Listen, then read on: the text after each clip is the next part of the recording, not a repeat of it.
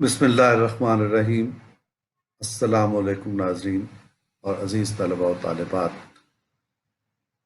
فاروق عادل حاضر خدمت ہے۔ آج میں آپ کی خدمت میں پاکستان کے قومی شاعر علامہ محمد اقبال اور عزیز از جان ترکی کے قومی شاعر حضرت محمد عاکف ایرسوئی کے بارے میں اپنا ایک مضمون پیش کروں گا۔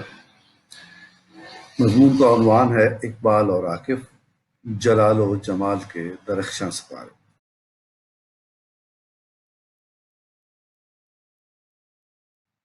اقبال سے مجھے اس چھتنار درخت کی یاد آتی ہے جس کے سائے میں بیٹھ کر کے اس بادشاہ کو پہچانا۔ اس اقبال سے تو میں واقف تھا جو کشمیری شال اوڑھے، مٹھی پر سر ٹکائے، غور و فکر میں مصروف نظر آتے ہیں، لیکن وہ اقبال جو میرے بوڑھے والد کے رگ و پے میں مشبوع تھا، اس سے میں ناواقف تھا۔ میرے والد گزشتہ صدی کی پہلی دہائی کے ذرا بعد پیدا ہوئے تھے۔ وہ اخبار کا زمانہ تھا، لیکن کبھی کبھی ریڈیو کی آواز بھی سنائی دے جاتی اور پھر دیر تک اس کے تذکرے ہوا کرتے۔ کوئی ایسا ہی دن رہا ہوگا جب اس آلے سے ایک خبر نشر ہوئی اور ان کے کان میں پڑی۔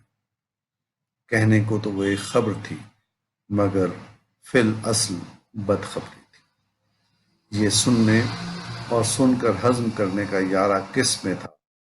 شاعر مشرق اور مفکر اسلام علامہ محمد اقبال اس دار فانی سے کوچ فرما گئے۔ اس وحشت اثر خبر کے زیر اثر انہوں نے لاہور جانے کا فیصلہ کر لیا کہ وقت کے اوپری کا آخری دیدار کریں اور الوداعی دعاؤں میں اپنی دعا کا حصہ بھی ڈال دیں۔ نوعمر کا ارادہ دیکھ کر ایک اور بزرگ بھی کمر بستہ ہو گئے، مگر اس شرط کے ساتھ کہ اس موقع پر وہ سوگواروں کو بھی اپنے خطاب سے سرفراز فرمائیں۔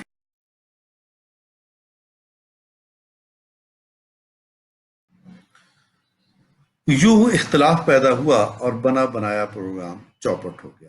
اب یہ صدمہ دو آتشا تھا: اول حکیم الامت کی رحلت اور دوئم ان کے جنازے میں عدم شرکت۔ اس محرومی نے مہمیز دی اور انہوں نے خود کو مطالعہ اقبال کے لیے وقف کر دیا۔ اس لیے عمر کے آخری حصے میں وہ چاہتے تھے کہ آنکھیں بند ہونے سے پہلے اپنا عشق اولاد میں بھی منتقل کر جائیں۔ وضو کے بعد وہ آلتی پالتی مار کر بیٹھ جاتے اور پورے جذبے کے ساتھ تحت اللفظ شعر پڑھتے، پھر اس کی تفسیر بیان کرتے۔ اس دوران پہلے ان کی آواز بھر آتی، پھر آنکھوں سے آنسو رواں ہو جاتے۔ کیسے بے پناہ اقبال کے شعر تھے اور کیسا بے بدل ان کے مفسر کا لہجہ۔ تجھ سے سرکش ہوا کوئی تو بگڑ جاتے تھے، ایک کیا چیز ہے ہم توپ سے لڑ جاتے تھے۔ توڑے مخلوق خداوندوں کے پیکر کس نے، کاٹ کے رکھ دیے کفار کے لشکر کس نے۔ دشت تو دشت ہے دریا بھی نہ چھوڑے ہم نے، بحر ظلمات میں دوڑا دیے گھوڑے ہم نے۔ یا پھر تیغوں کے سائے میں ہم پل کر جمع ہوئے ہیں، خنجر ہلال کا ہے قومی نشاں ہمارا۔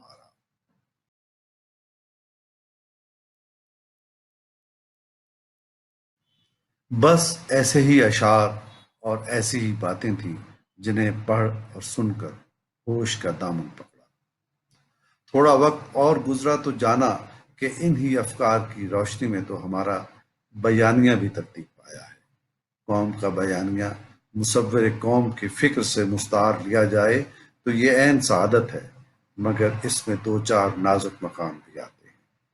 وہ تو بھلا ہو برادر محترم پروفیسر اور برادر عزیز ڈاکٹر محمد کامران کا۔ ان دوستوں نے مجھے ان دونوں بزرگوں کے لیے مخصوص نشست کے لیے مدعو فرمایا اور یوں مجھے شاعر کبیر حضرت محمد عاکف ایرسوئی سے فیض یاب ہونے کا موقع ملا۔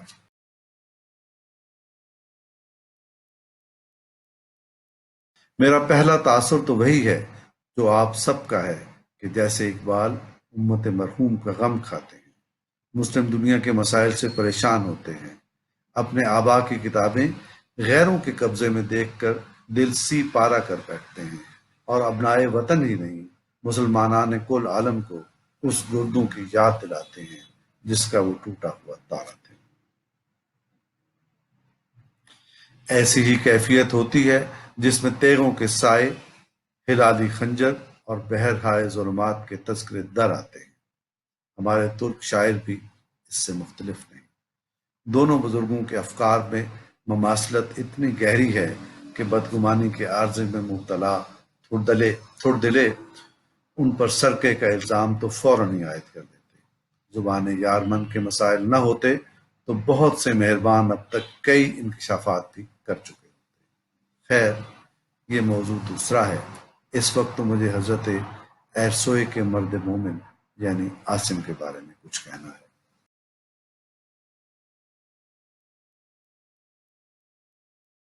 رشحات ایرسوئے سے گزرتے ہوئے جب میں اس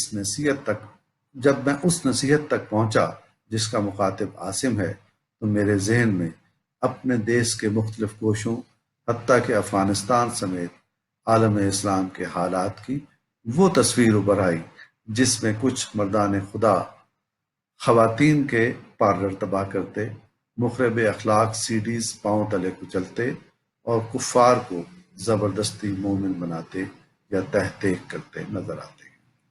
انہی مجاہدوں کی طرح جناب عاصم بھی بنت انگور سے لطف اندوز ہو کر غل غپاڑہ مچانے والوں کی پٹائی کر ڈالتے ہیں، تو حضرت ایرسوئے فوراً اس کی سرزنش فرماتے ہیں کہ بیٹا، یہ کام اور یہ کام کسی اور یعنی عدلیہ اور پولیس کے کرنے کا ہے۔ کلام عاقف کے اس حصے کو اس طرح سے اردو میں اس طرح سے موضوع کیا گیا ہے: عاصم، میری سن، میری طرف دیکھ، میری مان، اس راہ جنوں خیز سے بہتر ہے پلٹا، یہ کاوش بے سود، اس کاوش بے سود سے حاصل نہیں کچھ بھی، یہ بند گلی ہے، دیوار سے ٹکرا کے نہ کر اپنی جبی خون، اس وحشت خود سر سے یہ بہتر ہے کہ باز آ۔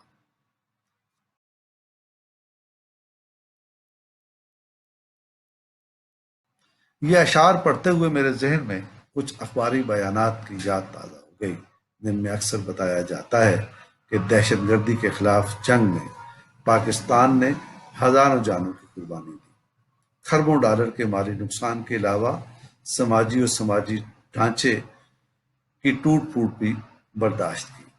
یہ جان کر میرے دل میں بسنے والے اقبال کا ہم مشرب اور ہم خیال آیا۔ یہ جان کر کہ میرے دل میں بسنے والے اقبال کا ہم مشرب و ہم عصر قانون کو ہاتھ میں لینے کو کتنا مہلک خیال کرتا ہے، میں کسی قدر احساس کمتری میں مبتلا ہو گیا۔ اس صدمے نے مجھے نسبتاً آزادی کے ساتھ اقبال کی ورق گردانی کی راہ دکھائی۔ اس طرح کاخ عمرا کے در و دیوار ہلانے اور دہقان کو روزی سے محروم رکھنے والے کھیت کو جلانے پر کمر بستہ اقبال کو میں نے ایک نئے زاویے سے دیکھا۔ ہمارا یہ دور اندیش بزرگ جب اپنے ایک پیش رو یعنی سر سید جیسے بزرگ کی لوح تربت سے ٹیک لگا کر کھڑا ہوتا ہے تو اسے آنے والے زمانے، اپنے خواب سے ابھرنے والے دیس کے حکومتوں کی اکھاڑ پچھاڑ اور آئین سے کھلواڑ صاف نظر آتا ہے۔ فرماتے ہیں: دہر میں عیش و آرام آئین کی پابندی میں ہے، دہر میں عیش و آرام آئین کی پابندی میں ہے، موج کو آزادیاں سامان شیون ہو گئیں، دہر میں عیش و آرام آئین کی پابندی میں ہے، موج کو آزادیاں سامان شیون ہو گئیں۔ ایسا لگتا ہے کہ انہیں اپنی سرزمین پر فرقہ بندی کے جھگڑے، حتیٰ کہ فیض آباد کے دھرنے بھی صاف نظر آتے تھے۔ اسی لیے فرمایا: